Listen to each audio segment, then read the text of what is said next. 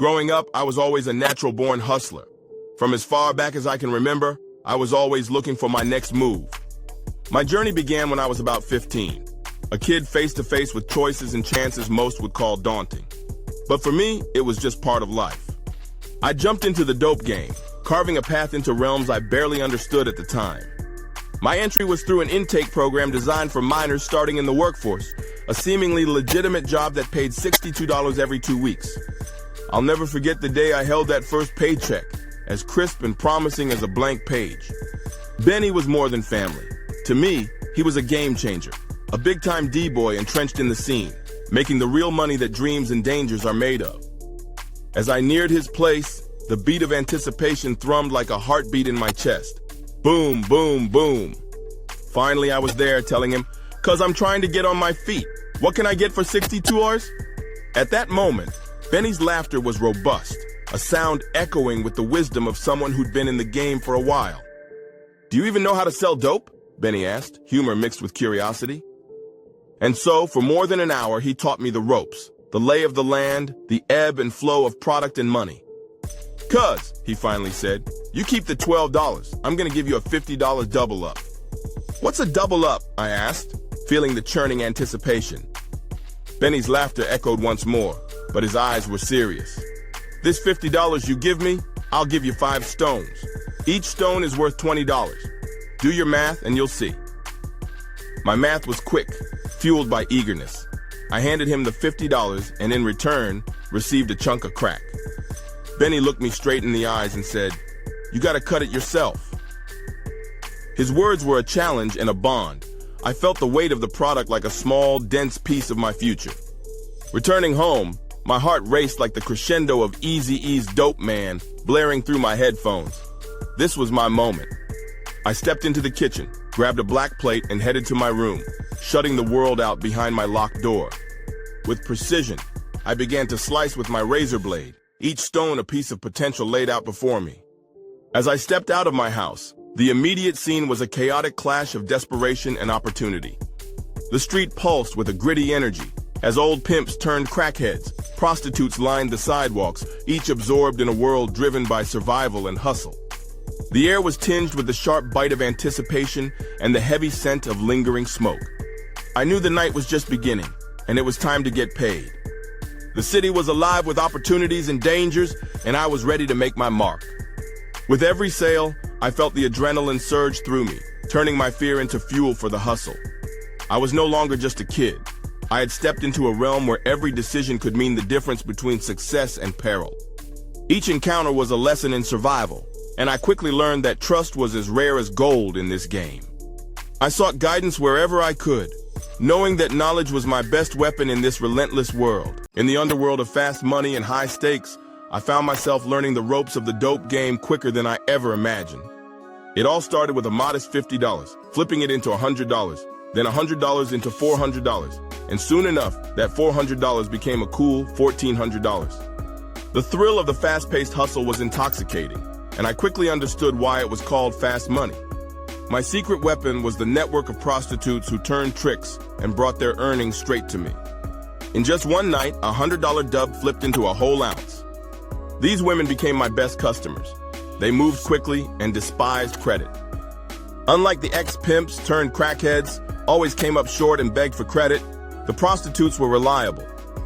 They serviced the tricks, mostly older white men who were married with kids but had a penchant for some forbidden affection, and delivered cash in sums of $100, $200, or even $400. Each night on the block, I watched these men roll by, seeking momentary escapes. Some got hooked, falling in love with the illusion, coming back twice daily, their wallets lighter each time. It didn't faze me. I laughed, grateful as they drained their vacation funds into my pockets.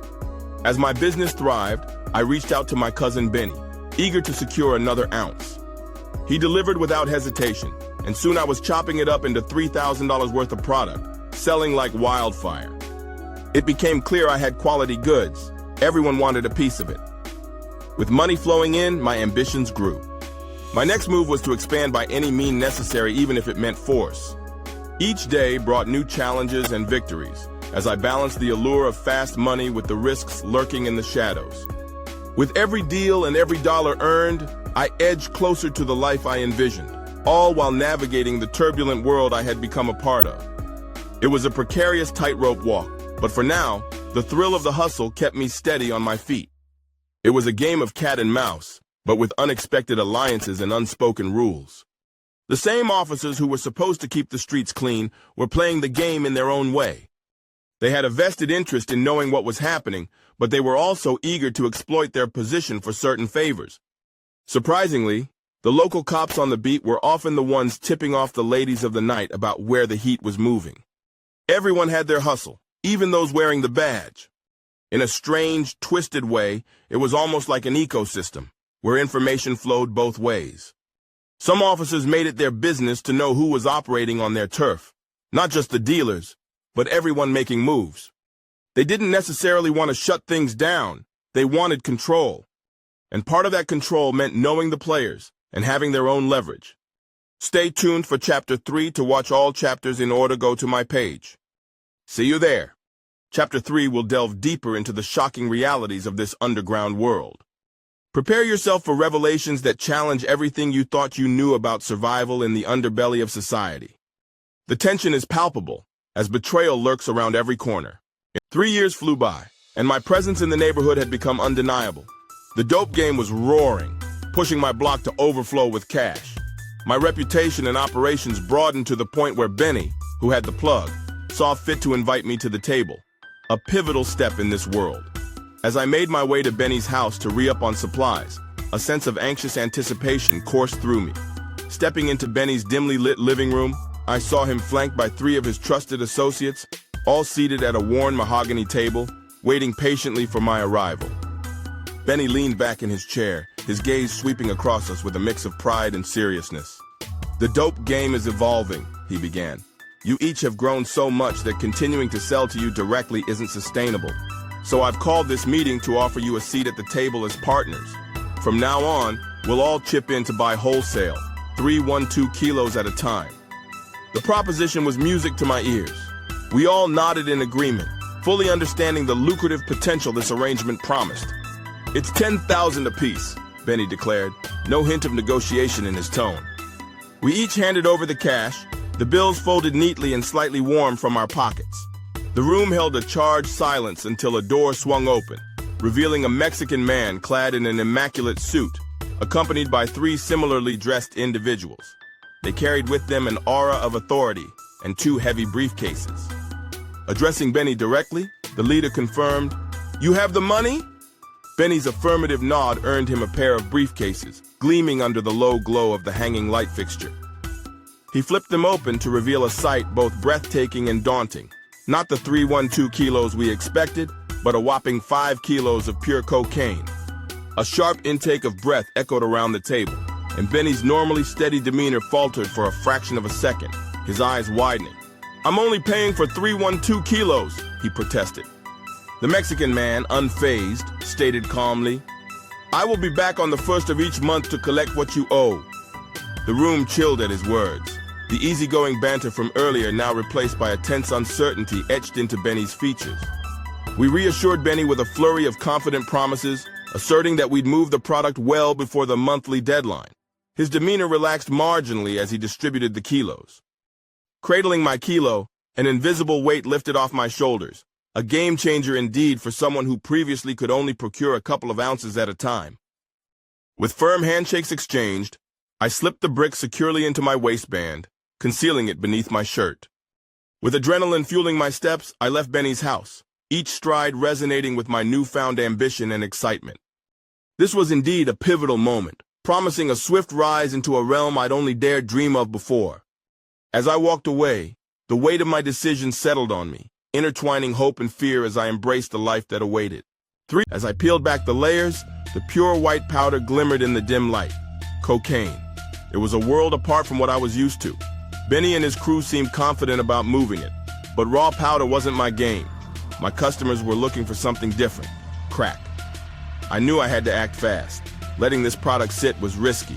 I didn't have the luxury of waiting or learning how to cook it.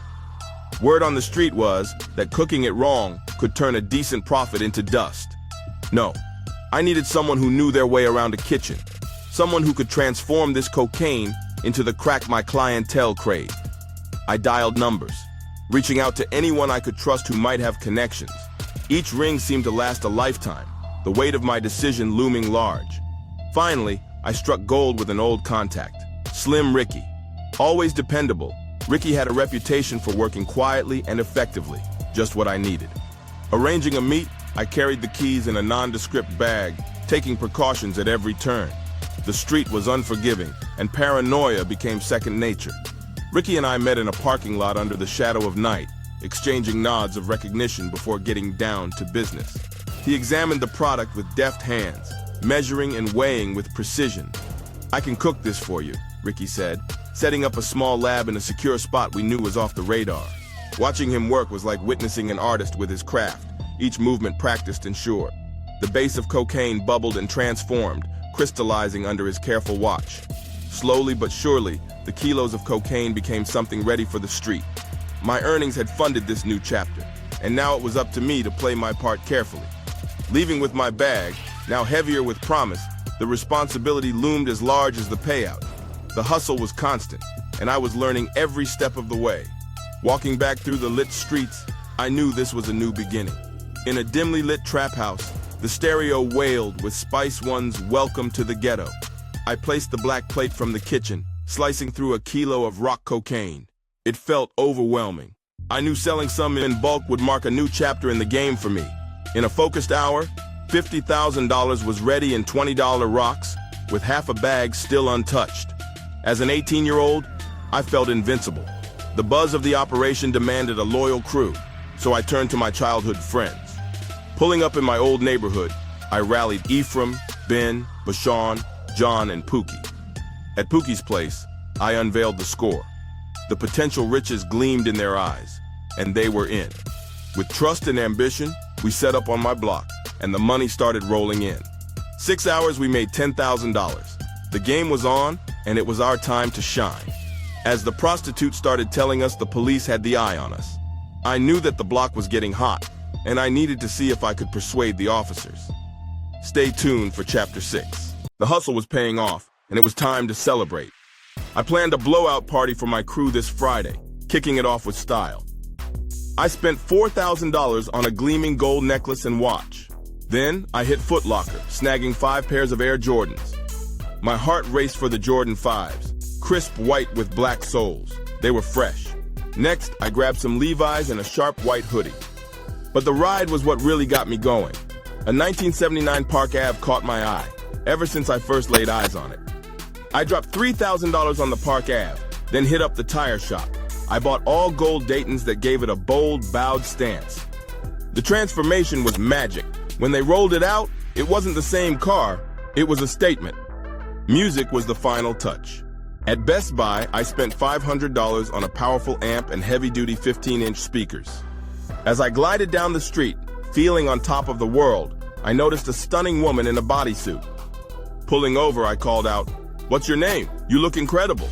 Her gaze shifted from me to the car. "Tish," she replied with a sly smile. I hopped out to get acquainted with Tish. She asked for a ride, so I invited her to jump in. With the car in drive and music pulsing, I turned on the charm with Tish. Her eyes sparkled. She was definitely into it.